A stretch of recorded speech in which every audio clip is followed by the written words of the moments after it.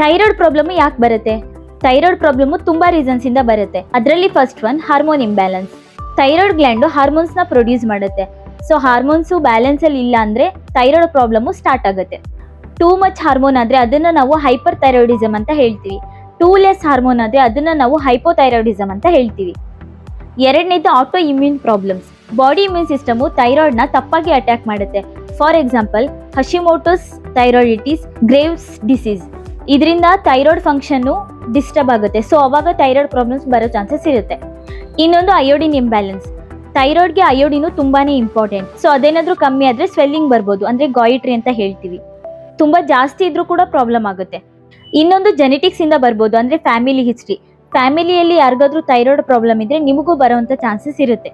ಇನ್ನೊಂದು stress and life style. Over stress ಇದ್ರೆ, ಮತ್ತೆ ನಿದ್ದೆ ಇಲ್ಲದೆ ಇರೋದು, ಇರ್ರೆಗ್ಯುಲರ್ ಫುಡ್ ಹ್ಯಾಬಿಟ್ಸ್ ಇದ್ರೆ, ಸೊ ಇದೆಲ್ಲ ಇಂಡೈರೆಕ್ಟ್ ಆಗಿ ಥೈರಾಯ್ಡ್ ಫಂಕ್ಷನ್ ಅಫೆಕ್ಟ್ ಮಾಡುತ್ತೆ. ಸೊ ಅವಾಗ ಥೈರಾಯ್ಡ್ ಪ್ರಾಬ್ಲಮ್ ಬರೋ ಚಾನ್ಸಸ್ ಇರುತ್ತೆ. ಅದರ್ ರೀಸನ್ಸ್ ಇಂದಾನು ಬರ್ಬೋದು, ಅಂದ್ರೆ hormonal changes especially in women and pregnancy ಟೈಮಲ್ಲಿ ಕೂಡ ಥೈರಾಯ್ಡ್ ಪ್ರಾಬ್ಲಮ್ ಬರುತ್ತೆ. ಸರ್ಟೆನ್ ಮೆಡಿಸಿನ್ಸ್ ನ ತಗೊಳ್ಳೋದ್ರಿಂದಾನು ಥೈರಾಯ್ಡ್ ಪ್ರಾಬ್ಲಮ್ಸ್ ಬರುತ್ತೆ. ಥೈರಾಯ್ಡ್ ಪ್ರಾಬ್ಲಮ್ ಅಂದ್ರೆ ಸಡನ್ ಆಗಿ ಆಗೋದಲ್ಲ, ಸ್ಲೋ ಆಗಿ ಡೆವಲಪ್ ಆಗೋದು. ಸೊ ಅದಕ್ಕೆ ಸಿಂಪ್ಟಮ್ಸ್ ಏನಾದ್ರೂ ಇದ್ರೆ ದಯವಿಟ್ಟು ಇಗ್ನೋರ್ ಮಾಡಕ್ ಹೋಗ್ಬೇಡಿ. ಡಾಕ್ಟರ್ನ ಕನ್ಸಲ್ಟ್ ಮಾಡಿ ಯಾವ ರೀಸನ್ಗೆ ಸ್ವೆಲ್ಲಿಂಗ್ ಆಗಿದೆ, ಯಾವ ರೀಸನ್ಗೆ ಥೈರಾಯ್ಡ್ ಪ್ರಾಬ್ಲಮ್ ಇದೆ ಅನ್ನೋದನ್ನ ತಿಳ್ಕೊಳ್ಳಿ ಅಂಡ್ ಟ್ರೀಟ್ಮೆಂಟ್ ತಗೊಳ್ಳಿ. ಸೊ ಈ ವಿಡಿಯೋ ಏನಾದ್ರೂ ನಿಮ್ಗೆ ಯೂಸ್ಫುಲ್ ಅನ್ಸಿದ್ರೆ ಲೈಕ್ ಮಾಡಿ, ಶೇರ್ ಮಾಡಿ, ಸಬ್ಸ್ಕ್ರೈಬ್ ಮಾಡಿ. ನೆಕ್ಸ್ಟ್ ವಿಡಿಯೋಲಿ ಸಿಗೋಣ.